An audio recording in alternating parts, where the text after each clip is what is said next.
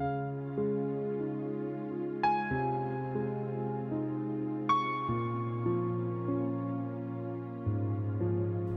кеші, зауза мамыр, іңір бақ, кектен беші ұғысайық сырымдап, біз екеуміз жүре бердік ақырын, жел сөзінде жарығайды ыңылдап.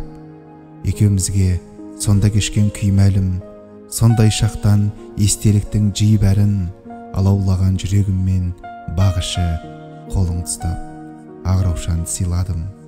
Көйлегіңде жел ырғады күлгін көк, үркер аумай, ауды мекен күлдің кеп, нәзік қана саусағыңмен раушанның күлтешесін жылдың сосын бір-бірлеп, бүлгуіндей ұзақ қоңыр бесіннің көз алдымда есінейді есіл күн, мені сұнған ақ раушанның сол сәтте азғын өмір сүргеніне өкіндім.